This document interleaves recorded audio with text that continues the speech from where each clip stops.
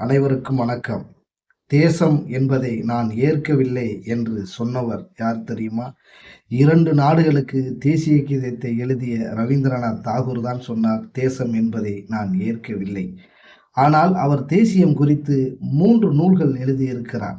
மேற்கத்திய தேசியம் என்றால் என்ன? ஜப்பானிய தேசியம் என்றால் என்ன? இந்திய தேசியம் என்றால் என்ன என்று அவர் 3 நூல்களை எழுதியிருக்கிறார். அப்படிப்பட்டவர் தான் சொன்னார். ஆனால் அந்த நூலின் உள்ள அடக்கம், நான் இந்த தேசத்துக்கு எதிரானவன் என்று கூறவில்லை. தேசம் எனும் கோட்பாட்டுக்கே நான் எதிரானவன். தீவிரமான சுயதம்பட்டம் அடிக்கிற தேச வழிபாடு மனித குலத்தின் இலக்கல்ல. சமூகத்திற்கும் தேசத்திற்குமான வேறுபாட்டை அவர் இப்படி விளக்குகிறார். என்ன சொல்லுகிறார் என்று சொன்னார், சமூகத்திற்கு எவ்வித உள்நோக்கமும் இல்லை.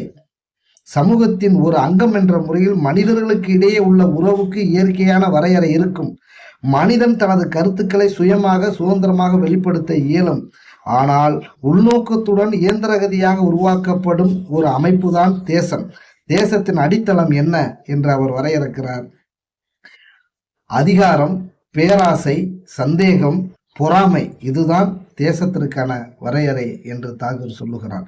அதனால்தான் தேசம் ஒரு கற்பிதம் என்று மேற்கத்திய சிந்தனையாளர் ஆண்டர்சன் சொன்னார். அந்த கற்பிதத்தை இன்னும் தந்தை பெரியார் மிக தெளிவாக சொன்னார். தேசியம் பேசுகிறவர்கள் திருடர்கள். தேசியம், தேசபக்தி என்ற பெயரால் உழைக்கும் மக்களுக்கு, மனித சமூகத்தில் சர்வரீதி இருக்கக்கூடிய இந்திய பெண்களுக்கு எந்த பயனும் இல்லை.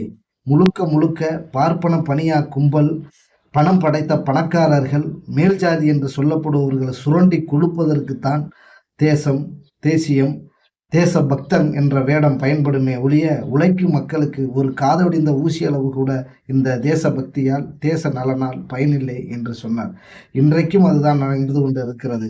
ரவீந்திரநாத் தாகூர் சொன்னது போல தேசத்தின் பேரில் பேராசையும் வெறியும் சந்தேக புத்தியும் தான் வளர்ந்திருக்கிறதே ஒழிய மனிதத்தன்மை வளரவில்லை. இன்னும் சொல்ல போனால் இந்த சங்கி பயல்களின் ஆட்சி காலத்தில், பிஜேபியின் ஆட்சி காலத்தில் தேச வெறி என்ற பெயரில், தேச பக்தம் என்ற பெயரில் சக மனிதனை வெட்டுவதும் குத்துவதும் பகைமை பாராட்டுவதும், ஒருத்தனை பார்த்தவுடன் இவன் தேச விரோதி, நீ பாகிஸ்தானுக்கு ஓடிவிடு என்று சொல்லக்கூடிய அளவிற்கு முட்டாள்தனத்தை உருவாக்குவதுமான இருக்கின்ற ஒரு கற்பிதம் தான் தேசம்.